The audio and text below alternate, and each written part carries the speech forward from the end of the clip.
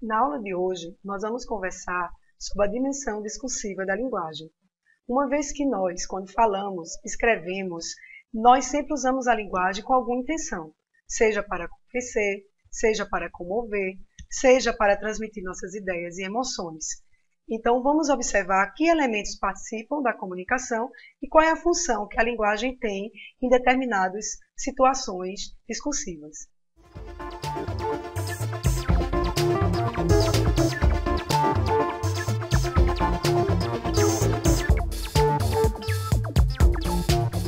Olhando esse quadro, nós percebemos que inicialmente temos dois participantes da comunicação, o emissor e o receptor. Eles transmitem umas ideias um para o outro. Para isso, tem que haver uma mensagem. A mensagem tem que ter um assunto, não é isso? O assunto é justamente o referente, sobre o que nós estamos conversando. Para que a mensagem seja transmitida, é necessário um canal, que é um meio físico que nós utilizamos para que a nossa mensagem chegue ao receptor. Pode ser um telefone, pode ser a própria internet, o Facebook que vocês tanto utilizam. Além disso, temos o código, que é a linguagem que usamos. A língua portuguesa, por exemplo, é um código, que é um conjunto de sistemas em que os falantes dominem para que haja comunicação. De acordo com a função que a linguagem tem, cada linguagem vai se centrar em um desses elementos da comunicação. A função emotiva é a função que usa a linguagem com a intenção de transmitir ideias, emoções, opiniões, pensamentos do emissor. Sempre que a gente utiliza a linguagem para dirigir ao nosso receptor, conversando sobre o que sentimos, nós estamos usando a linguagem na sua função emotiva. Que textos nós utilizamos a função emotiva, além da oralidade? Nós temos as poesias. Aí na tela vocês estão vendo o poema O Guardador de Rebanhos. Nele, nós vamos perceber a presença de um eu, que em primeira pessoa revela o que sente diante do mundo. Há metafísica bastante em não pensar em nada. O que penso é o do mundo. Sei lá o que penso do mundo? Se eu adoecesse, pensaria nisso. Que ideia tenho eu das coisas? Que opinião tenho sobre as coisas e os efeitos? Que tenho eu meditado sobre Deus e a alma e sobre a criação do mundo? Veja que o emissor aí se interpela, se questiona sobre sua visão e sua condição no mundo. No outro exemplo, nós temos uma declaração de amor. Nas declarações de amor, nós transmitimos para o nosso amado os nossos sentimentos e emoções. Veja bem, eu te amo. Eu te amo desde aquele dia que você olhou para mim. Nada me disse, apenas o senti. Em nada pensei, apenas me encolhi. Dentro deste sentimento morri. Assim me sinto feliz. Veja que o emissor aí está usando a linguagem apenas para transmitir seus sentimentos, seus questionamentos interiores. Outra função da linguagem é a apelativa, também chamada de conativa. Quando usamos essa linguagem para atingir o nosso receptor, promover uma alteração nele, convencê-lo, persuadi-lo, interpelá-lo, chamar sua atenção. É o caso das propagandas. Essa propaganda que vocês estão vendo aqui, das chapinhas São Leonardo, o anunciante vai utilizar de recursos para atingir o receptor a comprar o produto. Há 500 anos fazendo a cabeça das mulheres. Antes, Mona Crespa, depois, Mona Lisa. Veja que ele também utiliza do humor, de alguns recursos que vão atrair o receptor para essa mensagem, mas a função principal é convencer o consumidor a adquirir este produto. A função apelativa também está em vários lugares, em vários textos que estão ao nosso redor. Por exemplo, à direita nós temos voltem sempre, uma placa se dirigindo ao receptor, afirmando que ele, dizendo para ele, vir sempre a esse lugar. Nós usamos também, sejam bem-vindos. Então, sempre que nós utilizamos a linguagem para nos dirigir ao receptor, procurando persuadi-lo, convencê-lo, ou simplesmente atrair sua atenção, nós usamos a função apelativa da linguagem. Outra função que está muito presente no nosso dia a dia é a função referencial. Lembram quando nós falamos do referente, um dos elementos da comunicação? É justamente aí que a linguagem está centrada. O referente é o assunto, o conteúdo, sobre o que nós estamos falando. Então, a função referencial é quando nós usamos a linguagem para transmitir informações, para nos voltar para informar o leitor e é centrada no assunto. A linguagem será clara, objetiva, direta, apenas transmitindo dados concretos da realidade. Nós temos dois exemplos. O exemplo de uma notícia do jornal. O Brasil é o segundo ou o terceiro no Twitter. Então, essa informação vai ser veiculada numa revista em que há uma entrevista falando sobre esse assunto. Então, nós temos a função referencial. O outro exemplo, nós temos uma placa indicando para o receptor por onde ele deve sair, a saída, orientando o receptor. Então, nesses dois casos, a linguagem está centrada na transmissão de informações, na transmissão de dados concretos da realidade.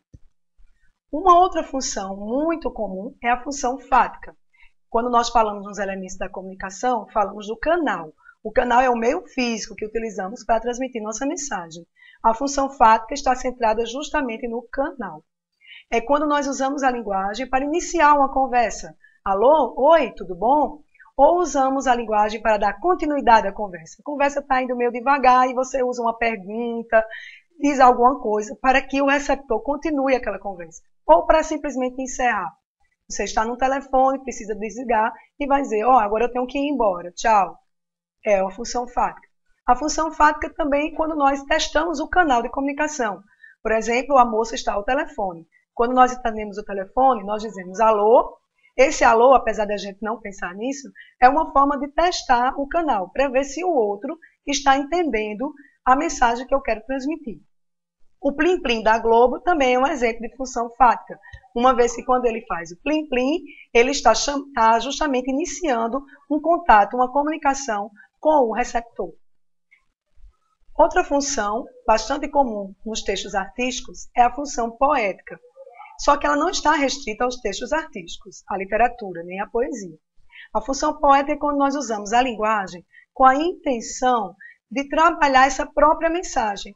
Nós não estamos preocupados somente com a transmissão da ideia, mas também de como vamos transmitir essa ideia. Se é um modo criativo, com uma linguagem mais figurada, com imagens que atraiam, uma linguagem mais atraente, em que o autor também vai usar as palavras, jogos de palavras, trocadilhos, humor, ironia, metáforas. Então, a função poética é quando o emissor usa a linguagem de uma forma mais bela, buscando a beleza, os efeitos que essa linguagem pode proporcionar. É o caso do poema de Milor Fernandes, que eu coloco aqui no slide. Veja um exemplo. Era um homem bem vestido, foi beber no botequim. Bebeu muito, bebeu tanto, que saiu de lá assim. Observe que o que saiu de lá assim, as letras estão trocadas, estão meio emboloadas, representando justamente a forma do andar de quem está embriagado. Então, o autor não disse só a informação que ele saiu, estava bêbado e saiu assim. A linguagem também trabalhou as palavras de modo a dar para o leitor a visualidade de como era o movimento dos passos desse rapaz. O outro exemplo é na propaganda. Propaganda se utiliza muito da função poética, porque botar uma propaganda apenas dizendo compre esse produto, talvez não seja algo tão atraente. Então, muitas vezes, os anunciantes, os publicitários, utilizam uma linguagem mais criativa, uma imagem, uma palavra, um efeito. É o caso da propaganda aqui que eu coloco. Você compartilharia uma dentadura? Então, não compartilhe a sua senha. É uma instrução para o emissor acerca da não transmissão de sua senha para desconhecidos, porque isso acarretaria um grave problema. Então, para ele dizer isso, ele pega a imagem da dentadura, que é algo extremamente íntimo, pessoal, que ninguém vai estar usando, e vai comparar a senha, que também é algo pessoal, intransferível. Daí, a propaganda tem a função apelativa, que é instruir o receptor, mas, ao mesmo tempo, ela está utilizando uma linguagem poética. A função metalinguística já é uma função muito comum nas artes. O cinema, o teatro, a literatura e outras expressões artísticas se utilizam muito da função metalinguística. Quando falamos lá no código, que é o sistema organizado que os falantes usam para se comunicar, pois bem, a função metalinguística é quando nós centramos a linguagem no código, isto é a linguagem falando da própria linguagem. Por exemplo, o dicionário. Veja um rapaz com um livro na mão, com uma lupa, tentando descobrir o sentido das palavras. Um dicionário é justamente isso. Nós vamos lá consultá-lo para saber o significado de uma palavra, da nossa língua, por exemplo. Só que o significado dela está sendo dado com outras palavras da língua portuguesa. Daí é metalinguagem, porque nós usamos a linguagem para falar da própria linguagem. O exemplo do pintor, ele está fazendo um autorretrato. Mas veja que o pintor aí está fazendo uma tela em que ele está reproduzindo a sua própria criação. Ele pinta ele mesmo. Ele faz uma tela mostrando como é o processo de criação dele. Então é a pintura falando sobre a própria pintura. A linguagem falando sobre a linguagem. Outros exemplos de função metalinguística. Veja essa tirinha do H. Hamlet, o que é amor? Amor é um substantivo. Simples, masculino, abstrato. Você é tão romântico. Então veja que H faz uma pergunta e ele vai responder dando o significado da palavra amor. É um substantivo masculino, abstrato. Então ele está usando a função metalinguística porque ele está explicando o código utilizando o próprio código, isto é, explicando a língua portuguesa se utilizando da própria língua portuguesa. No quadrinho abaixo nós temos o Cebolinha correndo dentro do quadrinho. Corra, que a Mônica está quase nos alcançando. Ué, por que você parou, Cebolinha? Quem foi o engraçadinho que escreveu o fim do quadrinho ao lado? Então veja que no quadrinho do meio, Cebolinha é interrompido na sua corrida. Por quê? E ele no terceiro quadrinho, ele diz quem foi que botou o fim na história. Então veja que o quadrinho está contando uma história que nela está inserida a própria construção do quadrinho, em que quem desenha esse quadrinho, ele vai interferir na produção. Então veja que é o quadrinho falando sobre a própria produção do quadrinho, é um gênero falando do próprio gênero. Só que essa diferença de funções não é assim, estanque. Se tem função emotiva, só tem função emotiva. As funções se misturam no mesmo texto. Um mesmo texto pode ter várias funções, mesmo que haja uma função predominante. Veja um exemplo dessa propaganda do Quasar, o Boticário. Quer quasar comigo? Então veja que ele bota o quasar, o perfume no meio, e comigo.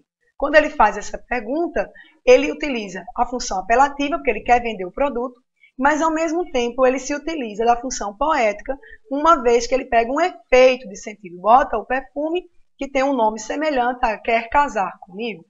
O outro poema de Vinícius de Moraes.